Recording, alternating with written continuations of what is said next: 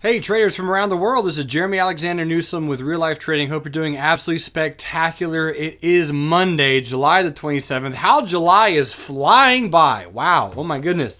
So this weekend I did get the chance, since July is sports month at Real Life Trading, as I'm sure you guys have noticed by all the sports facts and jokes and puns at the bottom of your emails.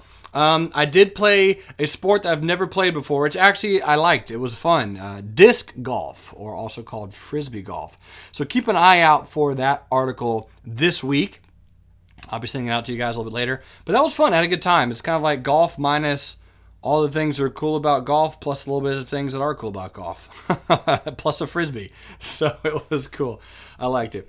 Anyway, on the DIA. So back on the 17th of July, we mentioned the evening star reversal, and if we close below the July 15th candle, that we'd be a little bit more bearish than bullish and looking to buy the bounce.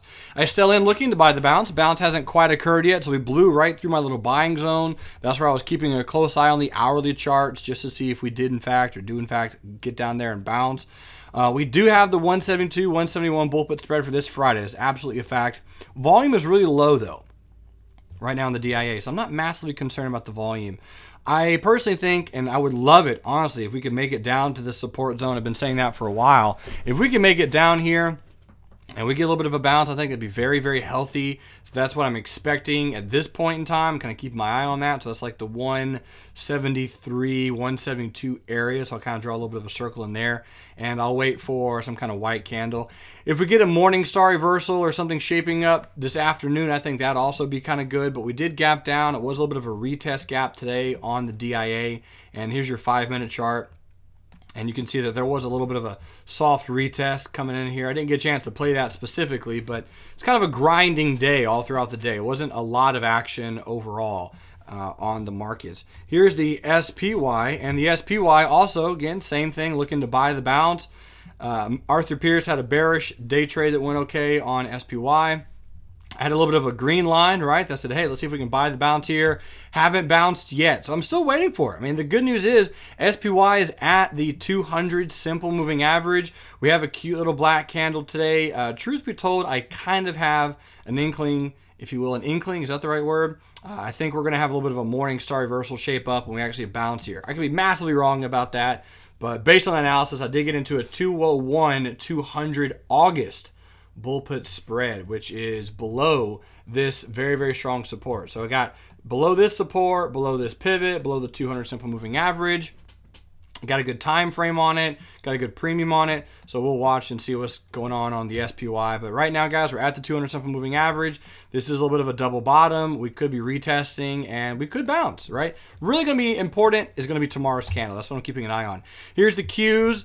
Right, horrible breakout market. I've mentioned that a few times. The Qs broke out the all-time, not the all-time resistance, but a strong 52-year resistance. We broke out, failed breakout, coming back down to old resistance, new support. Still anticipating a potential bounce in this general area. And if it happens, I am a little bit more bullish than bearish.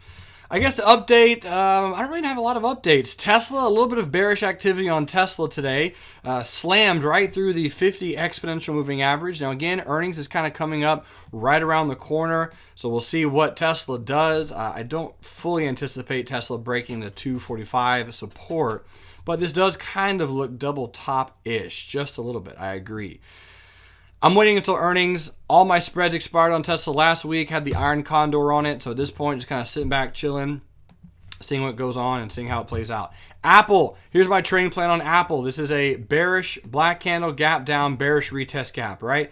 Big candle, traded up. I'm expecting to trade down potentially, and then hopefully it goes up on a Tuesday. I'm not sure, but I look to buy some at around 120, 119, depending on where Apple bounces down at that level. I think it's a good place on Apple to simply buy low and sell high. I know Brian Bodie and a few others are in a 120 Apple put sale. This 120 Apple put sale expires this upcoming Friday, and he does not mind owning shares down there at that level in Apple. So again, just kind of keeping an eye on that, seeing what that ends up doing, if anything at all. Maybe, maybe not. I'm not entirely sure.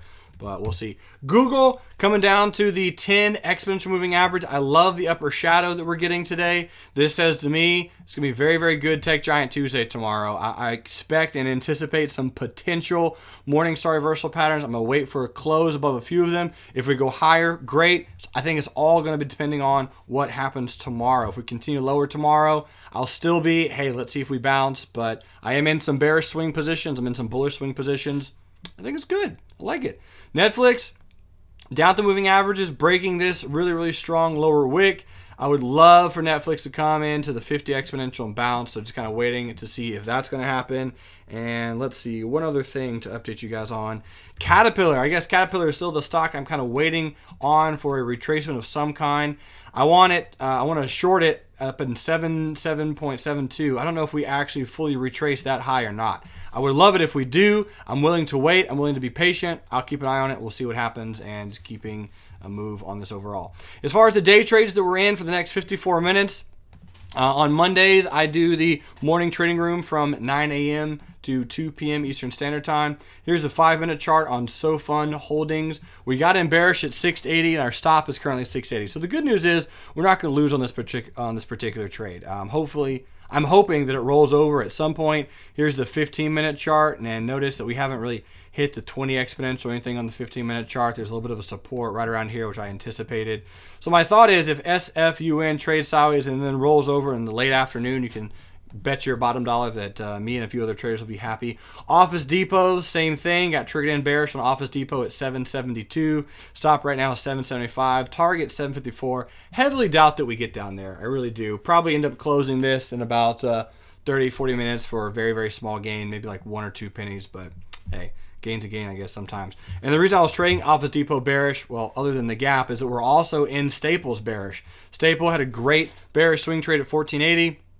Stop at 1542, target's $13, and earnings are in mid-August. So I'll be exiting that before August actually hits.